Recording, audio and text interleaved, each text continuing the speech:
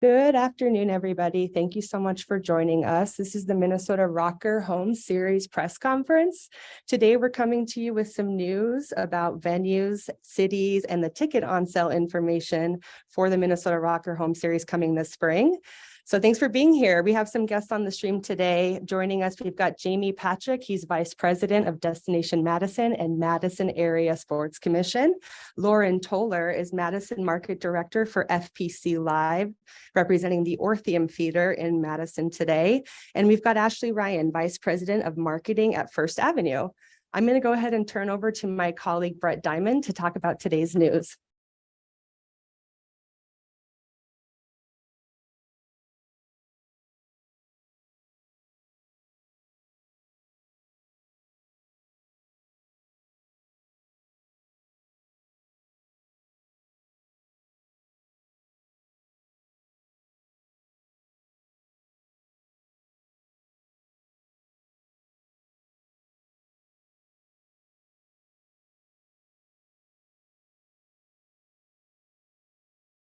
Right, can you hear me? All right. Appreciate everybody joining us on the live stream, and for our guests that have come here from Madison and St. Paul.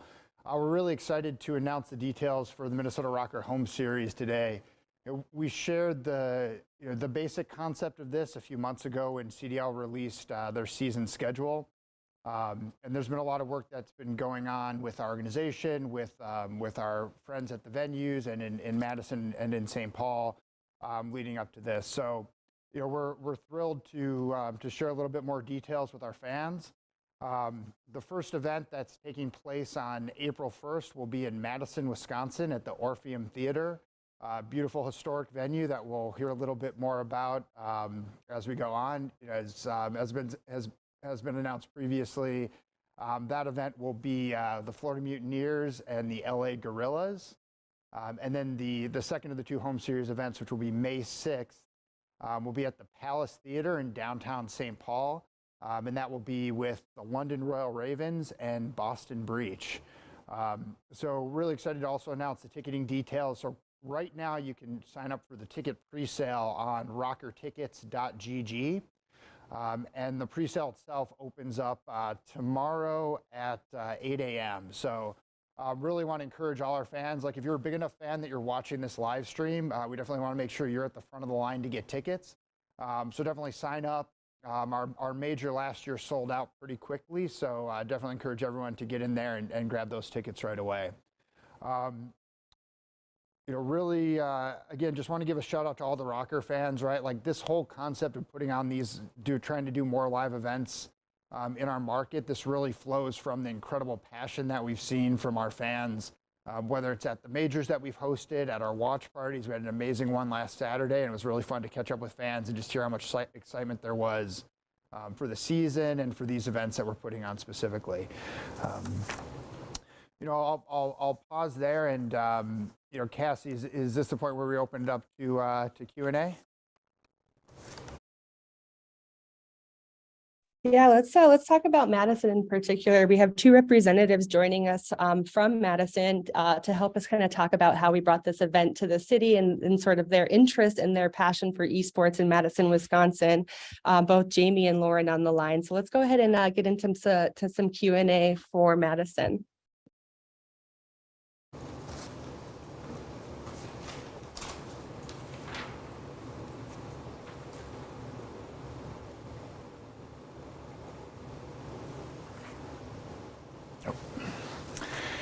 All right, so Jamie, great to have you joining us. Appreciate the partnership with Madison.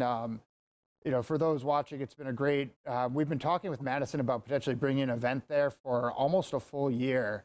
Talking with Destination Madison, the Madison Sports Commission, and MadRep there. So really excited to see this come to fruition. So Jamie, tell us about Madison's interest in esports and why you wanted to try to bring one of these events to Madison. Thanks, Brett. We are so excited to have the home series make its way to Madison. MadRep and us have been, contemplating for 8 or 9 years, hey, how do we take that next leap into esports? We have such a great developer scene here. a lot of, participants in esports, but we needed like a seminal moment to be able to launch into the next stratosphere of hosting esports. And we saw this as an opportunity to take us on that path. And we couldn't be more thrilled about it. We are a town of young professionals, one of the top in the country, and so it's just a perfect fit. That's great. Yeah, it's been a great partnership every step along the way. Absolutely. So can you tell us a little bit about what it means to be, welcoming the esports and Call of Duty community to Wisconsin and to Madison? Yeah, absolutely. Madison, has, humbly been proud of hosting, developing part of the Call of Duty game for years. It's just kind of been part of our scene and our fabric here. And so to be able to host Call of Duty, it's just incredible. It's exciting. I think you're going to see an amazing competition. Minnesota and Wisconsin, we have a lot of rivalries, but we also share a lot of human talent. So we're just a natural fit to host Minnesota Røkkr in Madison.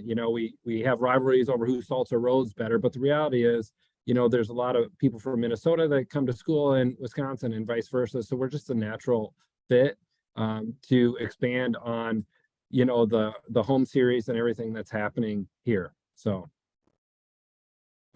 Yeah, I know when I first started coming out there and meeting with you guys, I was really impressed at just everything that was going on in the community, and you've got a ton of game developers there. So it really is that natural fit. Can you tell us about some of the other, some of the other esports, efforts that have been going on there? Yeah, so we'll start with the MDev conference that MadRep puts on with the Wisconsin Game Alliance. We've created a startup Rocket League tournament as part of that to showcase the beginning to the end user, with the game developers all the way to the people that are playing the final product. And we see that this event is the next step in that lineage. The University of Wisconsin's huge. It's 40,000 students, a lot of developers, a lot of gaming going on within the all different type of titles. So there's a huge nucleus there that's natural, but Madison College and Edgewood College also have esports teams. It's coming live at the high school level, just like it is in many places, but we've already have Madison College has a national champion for some games. And so I think, we really relish the opportunity of working with Minnesota Røkkr because of, you guys are doing it in a first class way. And to be able to share that with fans is something remarkable in a historic venue. Yeah, it really is a beautiful venue. Very much looking forward to our fans getting out there and checking it out. So two-part question here for you. What makes Madison a special place, and for fans, not just for fans in Minnesota, many of whom may have been through Madison, but also fans of the two teams that are coming to play. So fans from Florida and LA, what can they expect to see in Madison that time of year? What makes Madison such an awesome destination? Well, I think if they've never been here before, they'll find out that we're such a walkable city with, a lot to do. Our downtown has really rebounded well, following the pandemic. So the venue, which we'll talk more about later, is located on State Street. So there's bars and restaurants and just different shopping to do. It's just, hey, you come for the esports, you get to hang out with friends, enjoy esports on a first class level. It's connected to the University of Wisconsin. So I think people will just be able to make, a weekend out of it and really just, have a friends weekend. Enjoying the competition, but having great food, having great conversation, talking about what's next. Yeah, that's great. And I can see some of the chatter in the chat. Røkkr is not leaving Minnesota. We're doing events all around our region, which is honestly, this has been something we've been thinking about as an organization for a long time. And I think in an alternate reality where COVID hadn't been a thing, we would have probably been looking to do, events in places like Madison probably a few times over the last few years. So really excited to see this come to fruition. So Lauren, we've got a few questions for you. Can you tell us about the Orpheum and just like, it's such a beautiful historic venue. Would love to hear about it from your point of view. Absolutely. So the Orpheum Theater was built in 1926, so almost coming on the 100-year marker here. It was originally built as a vaudeville theater, and a fun fact about the venue was actually built by the same architecture company as New York City's Radio City Hall. So a lot of history that comes into Madison from that. It's really transitioned into a lot of different things. It's been a movie theater for years. It has been a concert venue. That's what it's been most recently. But it has over the years seen the likes of Chuck Berry, Bob Dylan, Bob Marley, Journey, more recently David Byrne, Tori Amos, a lot of comedy too, including John Oliver, Trevor Noah. And we continue want to utilize the space for not just concerts, but events such as esports, and really start putting some modern spin on a historic venue. Over the summer, this past summer, we actually did a number of renovations to allow more versatility in the room, replaced all the seating. So again, being an almost 100-year-old theater needs a little bit of a facelift. So all new seating, including 360 removable seats on the GA floor to again, provide more versatility in what we can provide in that venue. So if you've been there, I think everyone can attest it's a really unique, beautiful venue. Yeah, it truly is a beautiful venue. Tell us a little bit about that location right around the venue and that spot on State Street. Yeah, echoing some of what Jamie said, it's the main corridor that basically gets you between downtown and the campus. So you see a lot of intersections between campus life and between young professionals. You're a stone's throw away from incredible shopping, incredible food. I have walked it many a times over. A couple recommendations if you are coming to the event: great shops right next door, Little Luxuries and Anthology, and again, awesome food. Whether you want, I would always recommend Plaza Burger. Plaza is a well-known establishment for UW students and Madisonians alike, or getting a slice of pizza at Ian's Pizza too. So just a great central hub, highly trafficked, very walkable, just a fun place to be if you're in downtown Madison. That's great. And is this the first time that the Orpheum has hosted an esports event or a Call of Duty event? This is the first time that any of our owned and operated venues have hosted anything of this liking. So we're incredibly excited. Again, we want to just utilize our space for community events and to bring different people together. It doesn't have to always be concerts. So we really love to have the opportunity to showcase that we can bring a new crowd of people to these venues to find joy in what they like doing. So super excited for that. I would also like to say that there are many employees in our office that are freaking out that we're doing this as well. So a lot of internal excitement. I love it. Maybe we'll have to have a staff Call of Duty tournament, our staff against the Orpheum staff. What do you think? Be careful what you wish for. I mean, we'll lose, absolutely, but they would be 100% for it. So any Madison staff that heard that, call them out on it. Sounds good. Sounds good. All right. Well, we're gonna turn some love to our friends in St. Paul. So, Ashley, would love to chat a little bit about the Palace. I mean, I know the couple times I've been there, just another beautiful venue, and really excited to have our fans come out. Probably our fans might be a little bit more familiar with the Palace, being local, but tell us about the Palace Theater. Yeah, I feel like I'm gonna sort of say a lot of things Lauren said, because I think you've picked really great locations here. You've picked these beautiful historic theaters that you wouldn't necessarily think of as like the first spot maybe to host something like this, but I think they're going to bring just a whole other element to the live experience. And I mean, you mentioned that part of doing these events live now is because you're hearing from fans that if they can be there and get the energy in the room, like that's part of the experience they're looking for. And I think when you look at the Palace Theater, it's this absolutely, interesting old building. It was built in 1916. It was also a vaudeville theater. It has served as many different sort of iterations over the time, but we've kept a lot of the original architecture and a lot of the original like gilding in the building is still there. But then you'll see it gets a little like more interesting, where there have been areas that are partially updated or a little more like rough and tumble, and it's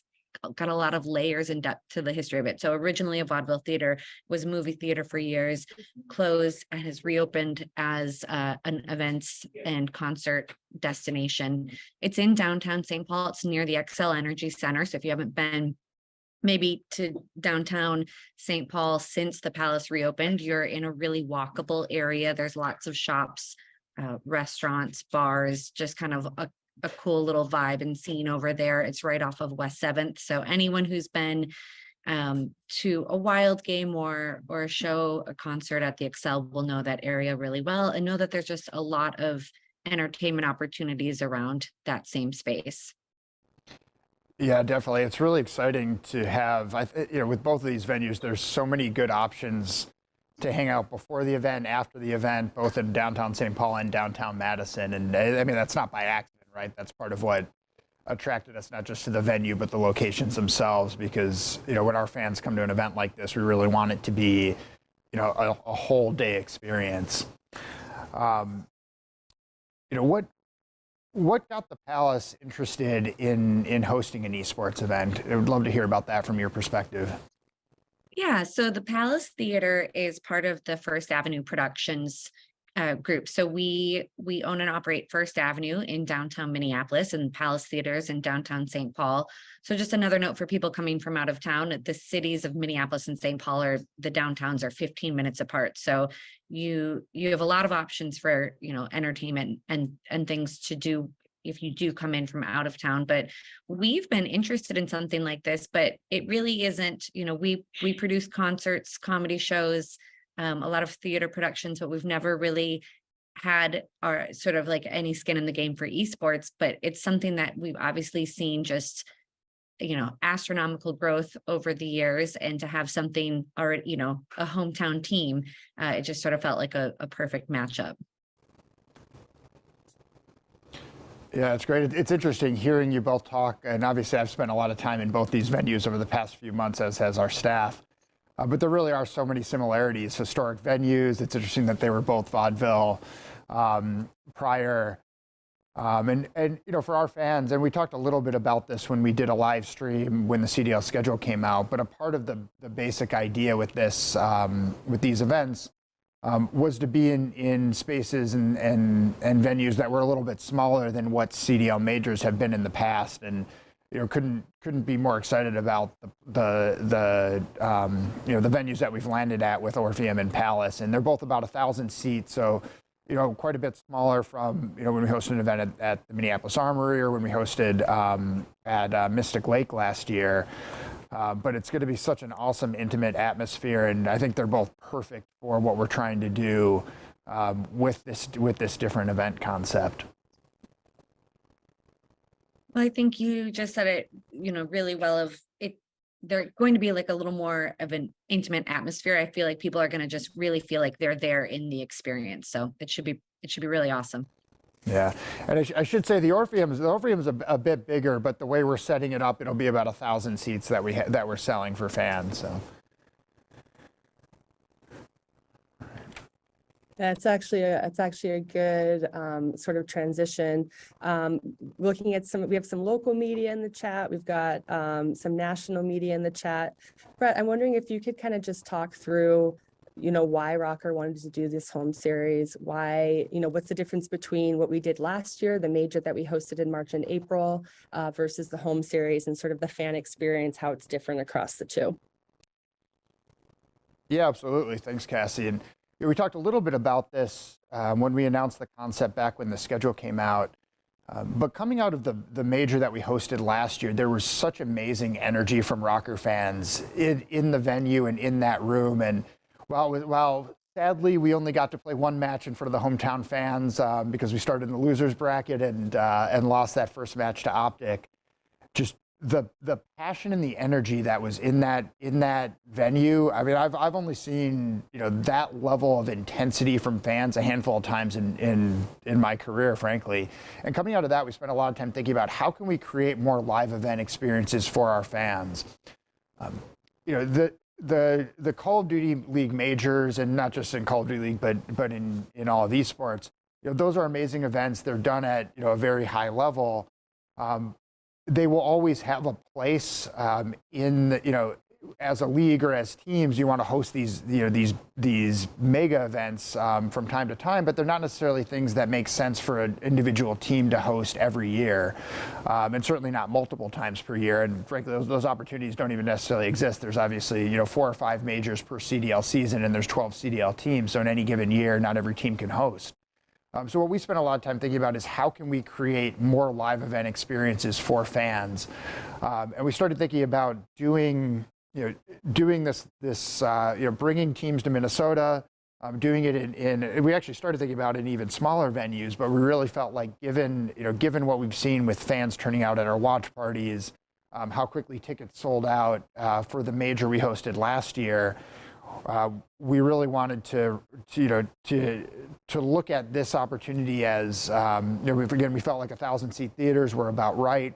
The format itself, you know, these are one-day events. We've got 2 teams coming in for both of them, and ROKKR will play each of those teams once. So, you know, essentially, fans will get to see 2 live matches. And they'll also be, we'll also show the other CDL matches that day, or at least the second CDL match of the day in the venue, but those teams won't be live. You know, so it's a departure from what, you know, fans that have attended a lot of CDL or other esports majors have seen, but we really think it's an opportunity to give Minnesota Røkkr fans, and our fans in Wisconsin a chance to see this action up close.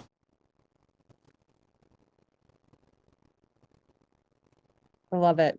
We can go ahead and take some questions from the media. If you have a question and you're in the Zoom as media, feel free to drop your name in chat and I will call on you as I see those names pop up. One thing that I do want to make note of tomorrow, as we mentioned, pre-sale begins at 8 a.m. on the 27th, and on sale for tickets is on the 1st at 8 a.m. We have a standard seating option and a VIP seating option. For VIP tickets, our fans will be getting a ROKKR hoodie as part of your ticket purchase. And for the first 180 VIP tickets sold, that'll be upgraded to a collectible ROKKR hoodie. So that's something to keep in mind as we prepare for the on sale. I'm going to go ahead and take a couple fan questions here. Ravond asks, is a home series and a major 2 different things? We kind of talked about it a little bit, but maybe we can talk about sort of what's at stake for the teams that are competing. Yeah, absolutely. Yeah. So, you know, to expand a little bit on what we talked about a few minutes ago, you know, this is a fundamentally different concept where it's rather than a 4-day event like a major is with all 12 teams coming in, you know, these are 1-day events. We've got 2 teams coming. ROKKR will play in the first match of the day, which is 2:00 Central, and then in the third match of the day, which is 3:30 Central. 5:00 Central. So that 3:30 match, I saw this question in the chat as well. That'll be shown in the venue, but played elsewhere. You know, so again, the basic idea is to create something that we can do multiple times a year. And obviously, we're only doing 2 this year, but we think of this as something that, as we look ahead to the 2024 season and beyond, you know, in a perfect world, we're hosting, you know, 5 or more of these, and really ultimately, like, the fans will decide how many of these we host, right? Because if we're seeing that excitement and interest from fans in hosting more of these, we're gonna try to do more of them. So, you know, this is sort of a little bit of a test run this year, doing these 2 events, and obviously expanding into Wisconsin with doing an event in Madison, but. You know, the way we see it, if fans are excited about this, and we plan to get a lot of feedback from our fans along the way, you know, hopefully we're doing, you know, several more of these next season and into the future. Thanks, Brett. Hunter from Sports Business Journal, if you want to come off mute and ask your question. Hey, sorry about that. The chat was disabled, so I couldn't type my name in. Definitely wanted to ask something. My question's more for Brett. Version 1 and the ROKKR have direct ties to the Will family, and it seems like y'all have chosen to go with historical venues over those that also have direct ties to the Will family. I'm wondering if you could elaborate a bit on that decision-making process and what you see in these like very clearly rich historical venues. Yeah, that's a great question. I'll start with the obvious question, or the obvious venue implied by your question on US Bank Stadium. I think, and I've worked most of my career in and around sports events, both obviously esports the last few years, but in traditional sports prior to that. And when you're selecting a venue for an event, one of the most important pieces to that puzzle is being in the right size venue. And while a day will come, I truly believe when Minnesota Røkkr in version 1 will be able to fill US Bank Stadium and have 65, 70,000 fans cheering us on, and those numbers are hit currently in Asia and other parts of the world for esports. Well, the reality is we're not there today, and if you put 1,000 to 2,000 fans in a venue that's as big as US Bank Stadium, you don't create the type of atmosphere that you do when you're in a venue that's intended to hold that number of fans. So from our perspective, and we expect these events to sell out pretty quickly. So we're confident we're going to have a full venue with a bunch of fans that are super excited to watch the teams play. So at the end of the day, we really think about what's best for the fan experience when we're selecting a venue, and what's best for the show we're trying to put on and how we're trying to entertain the audience, as well as make a great experience for the players. Great. I've got another fan question that's a popular one. Brian and Hallie, for people who are traveling from out of state, will there be a dedicated hotel or activities planned? Yeah, absolutely. So encourage everyone to check out our website, and you can start, if you go to rokkrtickets.gg, from there it'll be able to get you anywhere you need to go, whether it's to register for the ticket pre-sale, or we're going to make sure we have, whether it's information on the hotels there, or we can link you to Destination Madison's information. There's a ton of hotels. I'll just start with Madison, obviously, since that was the out-of-state option, but really both venues have a number of hotels within walking distance. We talked about it a little bit when when our guests from the venues were talking, but both venues in downtown locations, hotels, plenty of hotels within walking distance, bars, restaurants, just a lot to do. So you can go to our website, and from there there'll be information to help you get where you need to go for anything involved in your experience for the event. Yeah, and stay tuned for more on that as well. Nate asks, will there be viewing time for other matches happening on the same day or weekend at these events, or will it be limited to ROKKR games? I know we talked about this, but let's reiterate what the fans can expect to experience in the venue. Yeah, great question. So ROKKR will play, for both events, we'll play the first match of the day, which is 2 o'clock. Then the second match of the day, 3:30, that will be shown in the venue, but teams that are played elsewhere. And then we'll play the third match of the day, which is 5 o'clock. We don't anticipate necessarily showing the last match of the day. It'll kind of depend on timing. But that middle match will definitely be shown there. And then hopefully we can find a bar or a restaurant nearby that'll show that last match of the day. Yes. Okay. I think that's all the questions that we have today. I want to say thank you so much to our panelists from Destination Madison, the Orpheum and Palace Theater. For fans in the chat, thanks so much for joining. Make sure you like and subscribe to the channel for future news from Minnesota Røkkr, and stay tuned to ROKKR's Twitter and social media for more updates related to the Minnesota Røkkr Home Series. Thanks all. Have a great rest of your day. Thank you.